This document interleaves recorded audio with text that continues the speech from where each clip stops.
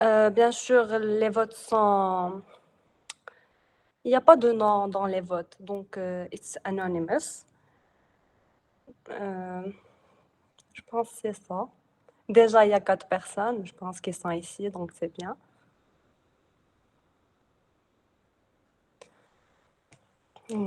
It will be fun, inshallah.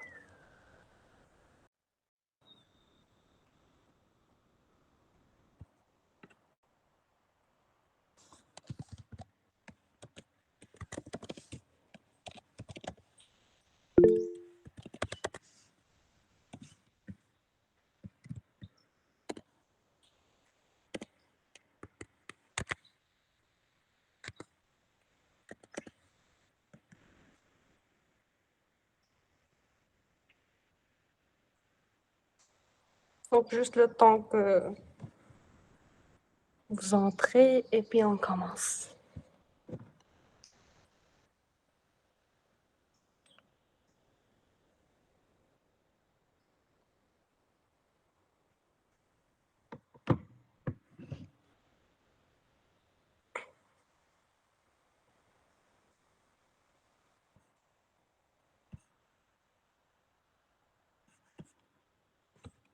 Si vous êtes déjà dans le site, faites le like, comme ça je sais que vous êtes là.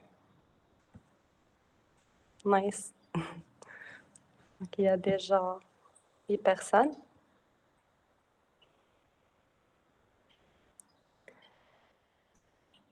So as I said, it's anonymous and we are not here to judge anyone.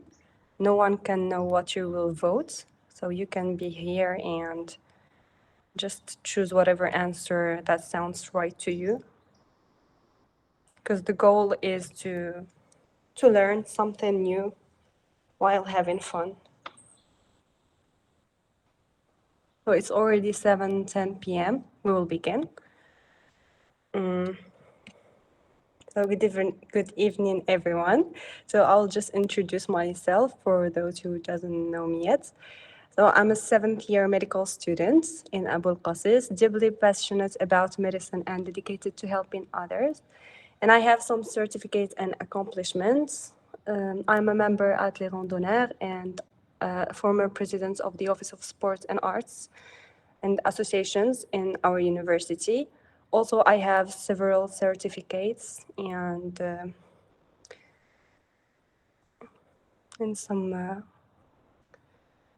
some of them that I've done online and some of them that I've done in presential. So are you ready to embark on a journey to explore a rare pathology together? You can just type whatever response you want.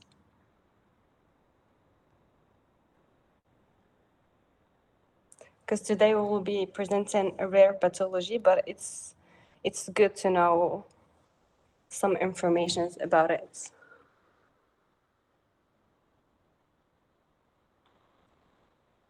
You can type the response.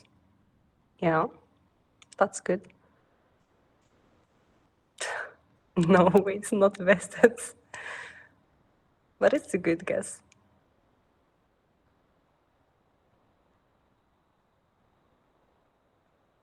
That's good. So everybody is ready. Can't wait to enjoy it, to enjoy learning with you too. Okay, so we will begin. So our objectives for today is to enhance diagnostic skills, learn to interpret CT scans, focusing on multiplanar reconstruction and identifying key signs of the spinal pathology. So I'll not tell you what pathology it is, but it's a spinal pathology. And we'll develop clinical reasoning, inshallah, and understand today's spinal pathology, of course, in details. Also, we will talk about the treatment strategy inside, and we'll have a take-home message at the end. So here is our case. We will begin with the case, as usual. So Imagine you're on your first day of a highly anticipated clinical rotation, and the first patient you encounter is an 18 years old with a recent history of back pain due to an unspecified trauma. So as a future healthcare professionals, you're tasked with not just diagnosing the issues based on CT scans, but also managing the patient. So we will go through the case. Oops. So a radiograph was done, which appeared normal. Despite the pain persisted. So as a result, a CT scan using multiplanar reconstruction was done with a bone window to see what is happening. And here is it. So here we have the CT scan in multiplanar reconstructions with bone window. So I want you to see it clearly and see all the details because we will be having a question after this. I'll show you the question and then we will see the CT scan. So the question is, what sign are you unable to see? Irregular flaky appearance of the vertebral and the plates or intraspongy herniation, or disc space narrowing, or fracture line. So we will go back to the CT scan, and I want you to see it clearly and try to see what is not there. So do we have an irregular flaky appearance of the vertebral and plates, or do we have an intraspongy herniation? Do we have a disc space narrowing? Do we have a fracture line? So I will let you think about it for 5 seconds and then we will go into the question.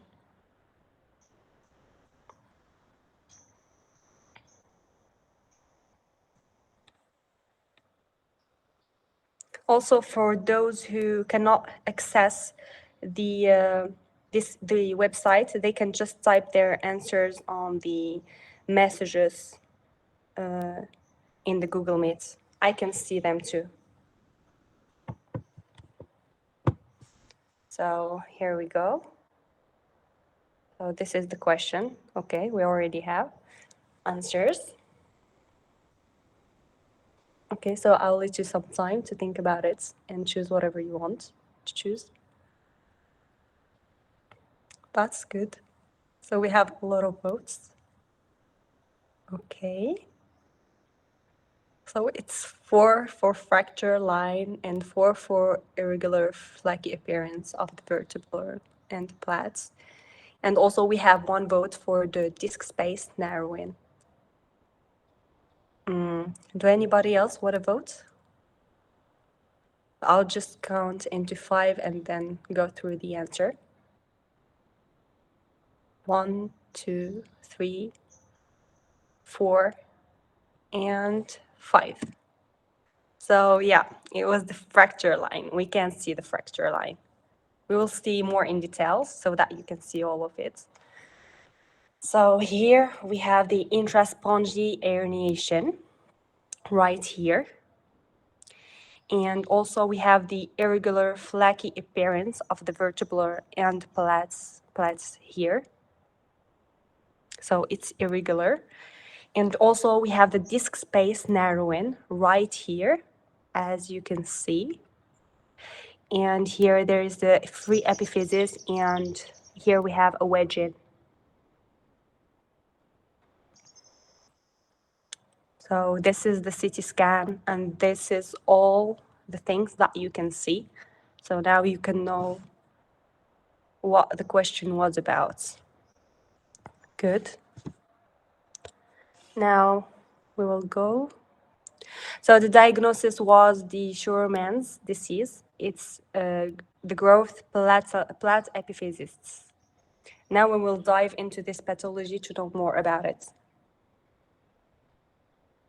So this is some notions about it. I don't want to talk a lot about this pathology or give you a lot of unnecessary information. So I just put all the important stuff here so you can know a little bit about it. So first of all, it refers to a condition of the vertebrae related to skeletal growth that causes spinal deformation, specifically kyphosis. And for its etiology and pathophysiology, it's still uncertain. So some just talk about genetics, but nothing is certain. And it affects adolescents aged between 12 and 17 years old. And also it's more present in boys than girls. And it's primarily affect the thoracic spine. So you will find a lot of pain between the shoulders, blades, and rounded back in the patient. And also it's irreversible, it causes an irreversible damage to the cartilage and vertebrae. And this disease progression stops at the end of growth. So after the end of the growth, there is no progression. So here is our next question.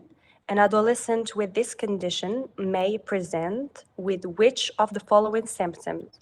It's just one symptom, so to make it easier for you, excuse you, not excuse. So is it a cosmetic postural deformity and subacute thoracic pain, or acute abdominal pain, or chronic headache, or sudden loss of vision?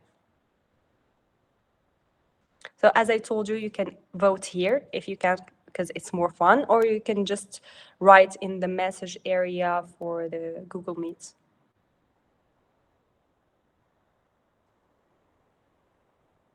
Okay.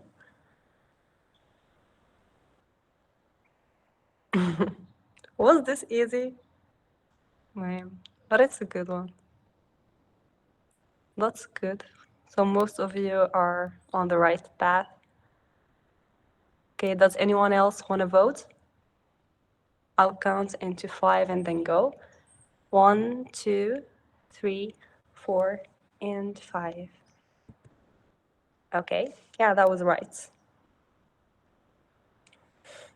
So for the history, it's as we talked about, it's present in adolescents, and you may notice deformity or experience subacute thoracic pain. Also, the pain worsens with activity and it improves with rest. So you should ask your patient about all of these, so it can just clear it for you for the diagnosis. So here's our next question. So what characteristic feature is observed during the physical exam of a patient with this spinal condition? So here we are talking about the physical examination. Do you see a flexible curve that corrects with forward bending, or a rigid hyperkyphotic curve accentuated with forward bending, or complete resolution of the curve with extension? Or do you see an improvement of symptoms in upright posture?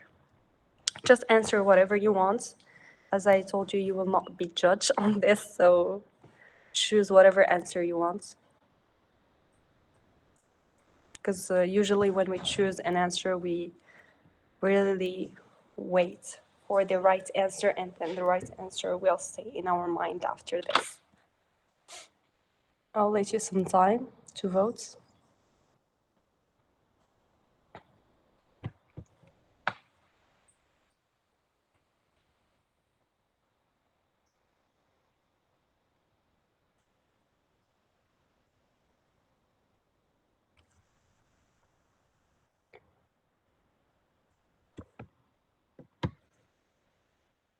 Mm-hmm.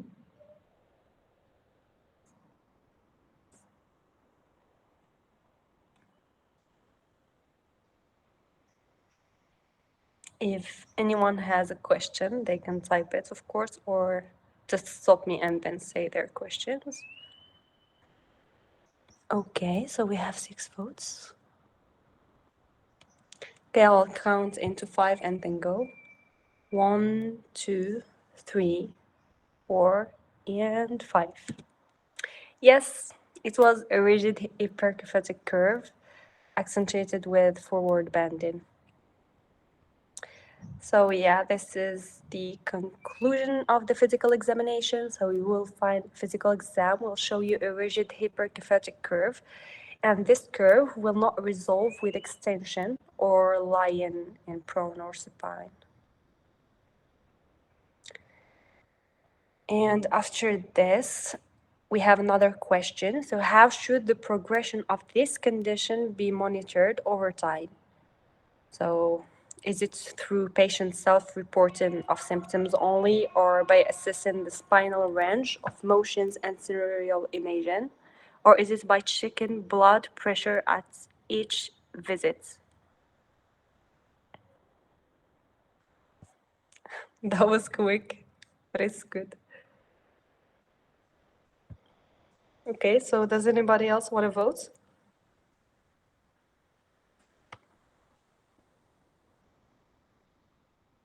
Okay. 1, 2, 3, 4, and 5. Yes, that was the right answer. Yeah, we have a 6th player. That's good. So all of you were right. We'll go into the treatment and management. So this is a briefing of the treatment. We have two types of treatments. We have non-operative management and operative management. So for the non-operative one, we can use stretching, lifestyle modification, the NSAIDs, or physical therapy.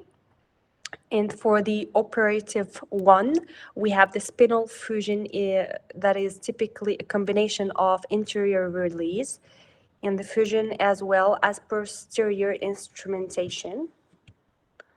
So I just want you to keep in mind that there is two types of treatments, and it depends on the progression of the pathology and a lot of other criteria. So this is our take-home message. So for I want you to screenshot this and keep it with you if necessary, because maybe you will need it one day. So for the Schurman's disease, it's growth plate epiphysetis. And for the radiological criteria, we have a flaky appearance of the vertebral end plates, and also the disc space narrowing. We have a central intraspongy herniation, what is called Schmorl's nodes, and a wedging. Also, there is an interior retromarginal herniation and a posterior premarginal herniation. And we have also free epiphysis lambus vertebrae. So here you can see the picture and see all those radiological criteria. So I'll let you just a moment to screenshot it if you want it.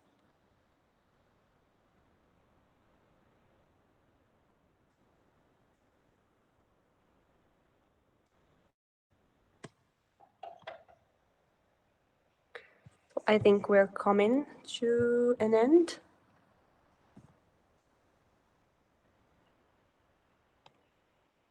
So as we conclude, I want to extend my heartfelt gratitude to two remarkable mentors who have greatly enriched this presentation with their wisdom and expertise.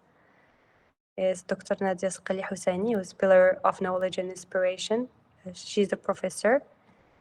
And Dr. Asma Sqali Husseini, who's an expertise and dedication in radiology, especially in bones and traumatology and radiology. And here is the forum, so you can give me your feedback to improve and make it better for you guys.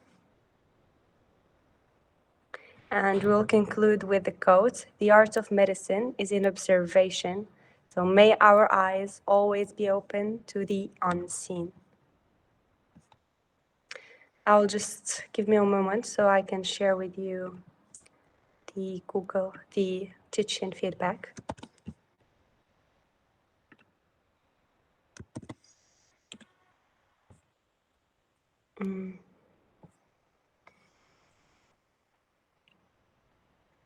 So I'm really grateful for your attention, and you've been awesome. for all your votes and everything. And I hope you learned something new today.